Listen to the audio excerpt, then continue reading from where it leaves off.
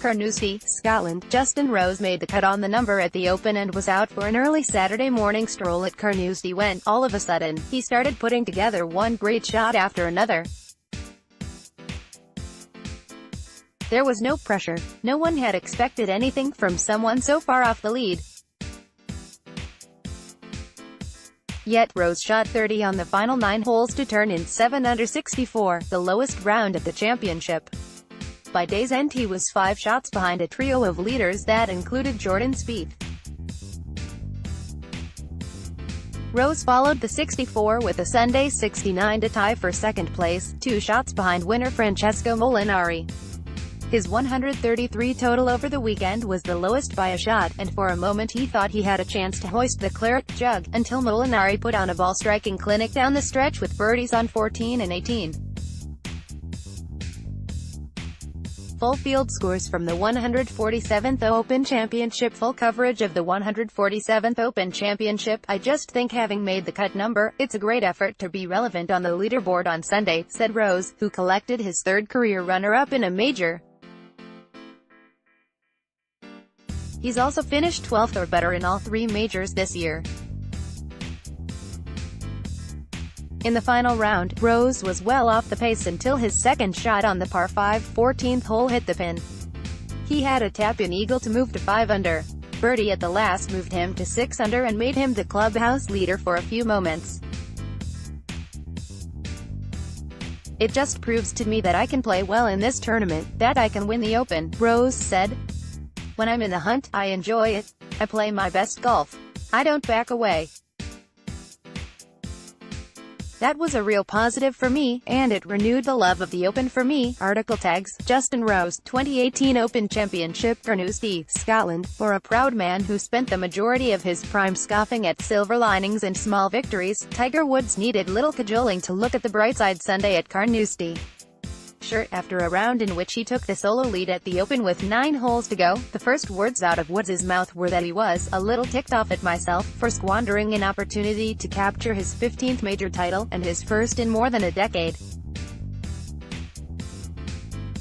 And that immediate reaction was justified. In the stiffest winds of the week, he played his last 8 holes in 2 over, missed low on a 6-footer on the final green and wound up in a tie for 6, 3 shots behind his playing partner, Francesco Molinari. Today was a day, Woods said, that I had a great opportunity. But here's where we take a deep breath. Tiger Woods led the freaking Open Championship with 9 holes to play. Imagine typing those words 3 months ago, 6 months ago, 9 months ago, 12 months ago. The scenario was improbable, inconceivable, impossible. At this time last year, Woods was only a few months removed from a Hail Mary fusion surgery, from a humiliating DUI arrest in which he was found slumped behind the wheel of his car, with 5 drugs in his system, from a month-long stay in a rehab clinic to manage his sleep medications. Just last fall, he'd admitted that he didn't know what the future held. Playing a major, let alone contending in one, seemed like a reasonable goal. This year he's showed signs of softening, of being kinder and gentler. He appeared more eager to engage with his peers, more appreciative of battling the game's young stars inside the ropes, more likely to express his vulnerabilities. Now 42, he finally seemed at peace with accepting his role as an elder statesman. One major, any major, would be the most meaningful title of his career, and he suggested this week that his best chance would come in an Open, where oldies but goodies Tom Watson, age 59, and Greg Norman, 53, have nearly stolen the claret jug over the past decade. Full field scores from the 147th Open Championship. Full coverage of the 147th Open Championship. Its success at this Open, on the toughest links in the Rota. Just need to play some cleaner golf, and who knows, he shrugged. Many analysts howled at Woods' ultra-conservative strategy across the early rounds here at big, brawny and brutish Carnoustie. He led the field in driving accuracy but routinely left himself 200-plus yards for his approach shots, relying heavily on some vintage iron play. Even par through 36 holes, he stepped on the gas Saturday, during the most benign day for scoring, carting a 66 to get within striking distance of the leaders. Donning his traditional blood-red shirt Sunday, Woods needed only 6 holes to erase his 5-shot deficit. Hearing the roars, watching Woods rise on the yellow leaderboards, it was as though we'd been transported to the mid-2000s, to a time when he'd play solidly, not die spectacularly, and watch as his lesser opponents crumbled. On the same ancient links that Ben Hogan took his lone Open title, in 1953, 4 years after having his legs crushed in a head-on crash with a Greyhound bus, Woods seemed on the verge of scripting his own incredible comeback. Because Jordan Spieth was tumbling down the board, the beginning of a birdie-less 76. Rory McIlroy was bogeying 2 of his first 5 holes. Xander Schauffele was hacking his way through fescue. Once Woods hit one of the shots of the championship on 10, hoisting a 151-yard pitching wedge out of a fairway bunker, over a steep lip, over a burn, to 20 feet, the outcome seemed preordained.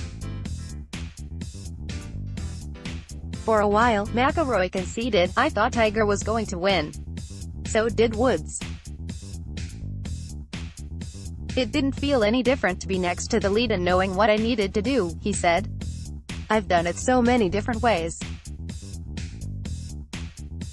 It didn't feel any different." But perhaps it's no coincidence that once Woods took the lead for the first time, he frittered it away almost immediately. That's what happened Saturday, when he shared the lead on the back nine and promptly made bogey. On Sunday, he drove into thick fescue on 11, then rocketed his second shot into the crowd, the ball ricocheting off a fan's shoulder, and then another's iPhone, and settling in more hay. He was too cute with his flop shot, leaving it short of the green, and then missed an 8-footer for bogey. He followed it up on 12 with another misadventure in the rough, leading to a momentum-killing bogey. He'd never again pull closer than 2 shots. It will be interesting to see going forward, because this was his first taste of major championship drama for quite a while, McIlroy said. Even though he's won 14, you have to learn how to get back. Over the daunting closing stretch, Woods watched helplessly as Molinari, as reliable as the tide coming in off the North Sea, plodded his way to victory. With Woods' hopes for a playoff already slim, Molinari feathered a wedge to 5 feet on the closing hole. Woods marched grim-faced to the bridge, never turning around to acknowledge his playing partner's finishing blow. He waved his black cap and raised his mallet-style putter to a roaring crowd, knowledgeable fans who were appreciative not just of Woods making his first Open start since 2015, but actually coming close to winning the damn thing. "Oh, it was a blast," Woods would say afterward. "I need to try to keep it in perspective, because at the beginning of the year, if they'd have said you're playing the Open Championship, I would have said I'd be very lucky to do that." Last weekend, Woods sat in a box at Wimbledon to watch Serena Williams contend for a 24th major title. Williams is one of the few athletes on the planet with whom Woods can relate, an aging, larger-than-life superstar who is fiercely competitive and adept at overcoming adversity. Woods is 15 months removed from a 4th back surgery on an already brittle body. Williams nearly secured the most prestigious championship in tennis less than a year after suffering serious complications during childbirth. "She'll probably call me and talk to me about it, because you've got to put things in perspective," Woods said. "I know that it's going to sting for a little bit here, but given where I was to where I am at now, I'm blessed." But Woods didn't need to wait for that phone call to find some solace. Waiting for him afterward were his 2 kids, Sam, 11, and Charlie, 9, both of whom were either too young or not yet born when Tiger last won a major in 2008, when he was at the peak of his powers. Growing up, Woods said, "I told them I tried, and I said, hopefully you're proud of your pops for trying as hard as I did. It's pretty emotional, because they gave me some pretty significant hugs there and squeezed. I know that they know how much this championship means to me, and how much it feels good to be back playing again.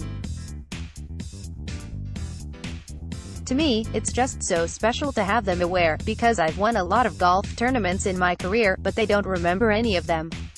The only thing they've seen is my struggles and the pain I was going through. Now they just want to go play soccer with me. It's such a great feeling." his media obligations done, Woods climbed up the elevated walkway, on his way to the back entrance of the Carnoustie Golf Hotel. He was surrounded by his usual entourage, but also two new, younger additions to his clan.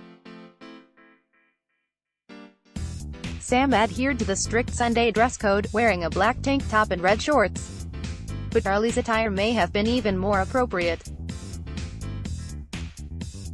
On the day his dad nearly authored the greatest sports story ever, he chose a red Nike t-shirt with a bold message emblazoned on the front, in big, block letters, "Love the haters." After this unbelievable performance, after Tiger Woods nearly won the Open, are there really any left? Article tags: 2018 Open Championship, Tiger Woods, Carnoustie, Scotland. Francesco Molinari was 12 years old when Costantino Rocca came within a playoff of becoming Italy's first major champion at the 1995 Open at St. Andrews. He remembers being inspired by Rocca's play and motivated by the notion that he could one day be the player who would bring home his country's first Grand Slam title. As he reflected on that moment late Sunday at Carnoustie, it sunk in what his victory at the Open might mean. "To achieve something like this is on another level," said Molinari, who closed with a final round 69 for a two-stroke victory. "Hopefully, there were a lot of young kids watching on TV today, like I was watching Costantino in '95 coming so close. Hopefully, they will get as inspired as I was at the time, watching him vie for the claret jug." Full field scores from the 147th Open Championship. Full coverage of the 147th Open Championship. Molinari had already made plenty of headlines this year back home in Italy with victories at the European Tour's flagship event, the BMW PGA Championship, and the Quicken Loans National earlier this month on the PGA Tour. A major is sure to intensify that attention. How much attention, however, may be contingent on Sunday's finish at the German Grand Prix. "It depends on if Ferrari won today. If they won, they'll probably get the headlines."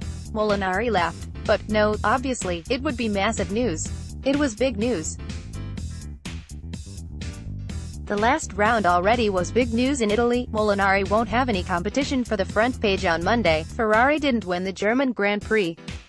Article tags: 2018 Open Championship, Francesco Molinari, Costantino Rocca, Carnoustie, Scotland. Playing in a final group at a major for the first time, Xander Schauffele awkwardly splashed out of three-pot bunkers, went out in 40 and still somehow had a chance to win at Carnoustie. Playing the 17th hole, tied with Francesco Molinari, Schauffele flared his approach shot into the right rough and couldn't get up and down for par. He dropped one shot behind Molinari, and then two, after the Italian birdied the final hole. Just like that, Schauffele was doomed to a runner-up finish at the Open.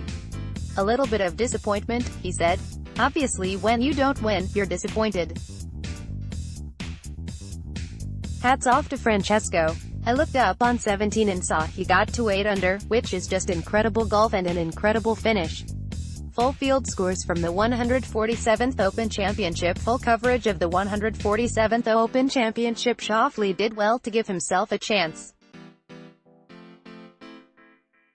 The 24-year-old was in the final group with Spieth, but both youngsters fell off the pace after rocky starts. The Tour's reigning Rookie of the Year birdied the 14th but couldn't convert a 15-footer on the treacherous 16th that would have given him a one-shot cushion. "It's going to go in the memory bank as a positive," he said. "I had a chance to win a major championship. I was in the final group. I had to face a little bit of adversity early in the round, and I still gave myself a chance. Anyone can look at it however they want to, but I'm going to look at it as a positive moving forward and try to learn how to handle the situations a little better next time." Carnoustie, Scotland. From a perch above the 17th tee, next to a 3-story grandstand that may well be the tallest structure on the Angus Coast, the 147th Open Championship unfolded with more twists and turns than a Russian novel. It was all there like a competitive kaleidoscope to behold. In quick order, Rory McIlroy's title chances slipped away with a whimper, a par at the last some 100 yards to the left of the 17th tee. Tiger Woods, seemingly refreshed and reborn by the Scottish wind, missed his own birdie chance at the 16th hole, a half-court attempt near the buzzer for a player who is 0 for the last decade in majors. Moments later, Kevin Kisner scrambled for an all-world par of his own at No. 16 and gazed up at the iconic leaderboard as he walked to the 17th tee box, his title chances still hanging in the balance a shot off the lead. Francesco Molinari was next, a textbook par save at number 16 to go along with a collection of by-the-book holes that saw the Italian play his weekend rounds bogey-free. He also hit what may have been the most important drive of his life into what a Scot would call a proper wind at the 17th hole. Xander Schauffele, who was tied with Molinari at the time at 7 under par, anchored the action, missing a 15-footer for birdie at the 16th hole. Moments later, the Italian calmly rolled in a 5-footer for birdie at the last to finish his week at 8 under par. Full field scores from the 147th Open Championship. Full coverage of the 147th Open Championship. All this unfolded over a frenzied final hour of play at Carnoustie, offering just a taste of what the other 4+ hours of play resembled. "I couldn't watch Xander play the last 2 holes, to be honest," said Molinari, who became the first Italian to win a major. "That's why I went to the putting green, because I probably would have felt sick watching on TV." Carnoustie may not be the fairest of the open rotation courses, but it certainly delivers the dramatic goods regularly enough. Woods' prediction earlier in the week that this Open Championship would come down to no fewer than 10 would-be champions seemed hyperbolic. It turns out he was being conservative with his estimate. All total, 11 players either held a share of the lead or moved to within a stroke of the top spot on a hectic Sunday. For 3 days Carnoustie gave the old brute left exposed by little wind, and even less rough. Earlier in the week, players talked of not being able to stop the ball on the dusty and dry links turf. But as the gusts built and the tension climbed on Sunday, stopping the bleeding became a bigger concern. If most majors are defined by two-way traffic, a potpourri of competitive fortunes to supercharge the narrative, this Open was driven in one direction and a cast of would-be champions with a single goal: hang on. A day that began with 3 players, including defending champion Jordan Spieth, Kisner and Schauffele, tied for the lead at 9 under, quickly devolved into a free-for-all. Kisner blinked first, playing his first 3 holes in 3 over par, followed by Spieth, whose poor 3-wood bounded into a gorse bush at the 6th hole and led to an unplayable lie. It was a familiar scene that reminded observers of his unlikely bogey at Royal Birkdale's 13th hole last year. But this time there was no practice tee to find refuge, and his double bogey 7 sent him tumbling down the leaderboard. "I was trying to take the burn out of the equation by hitting 3 wood to carry it. It was unlucky. Went into the only bush that's over on the right side. If it misses it, I hit the green and have a birdie putt," Spieth said. Schauffele's struggles coincided with Spieth's, with whom he played on Sunday, with a bogey at the 6th sandwiched between a bogey, no. 5, and a double bogey, no. 7. This opened the door to what the entire golf world has awaited, with Woods vaulting into the lead at 7 under par, the first time since the 11 Masters he'd led at a major, and sending a low rumble across the course. Since Woods last won a major, that 08 U.S. Open at Torrey Pines on one leg, Spieth and Schauffele, who Tiger spotted 4 strokes on Sunday, graduated from high school. McIlroy went from phenom to 4-time major winner, and Donald Trump was transformed from being a TV celebrity to the President of the United States. But the fairy tale only lasted a few minutes, with Woods playing those 11 and 12 in 3 over par. They were the kind of mistakes the 14-time major champion didn't make in his prime. "A little ticked off at myself, for sure. I had a chance starting that back 9 to do something, and I didn't do it," said Woods, who finished tied for 6th but will have the consolation prize of moving into the top 50 in the world ranking to qualify for the last WGC Bridgestone Invitational at Firestone in 2 weeks. But as Woods faded, McIlroy made a familiar move, charging in an eagle putt at the par 5 14th hole to tie Molinari unshuffly at 6 under par. The Northern Irishman would run out of holes, playing the final 4 in even par to finish tied for second, but the moment wasn't lost on him. It was great, just to be a part of it and hear the roars. Tiger being back in the mix. You know, everything, McIlroy said. There's a lot of big names up there. It's nice to be a part of it. For a while, I thought Tiger was going to win. Mindset was going to spoil the party here. By the time the final groups reached Carnoustie's finishing stretch, it was a two-man party, with Molinari proving for the second time this month that boring golf can be effective. Although he'd won the European Tour's flagship event in May, Molinari decided to add the Quicken Loans National to his schedule because of his precarious position on the FedEx Cup points list. 122nd, he won that, too. The week before the Open, he fulfilled his commitment to play the John Deere Classic, a requirement under the PGA Tour's new strength of field rule, and finished second.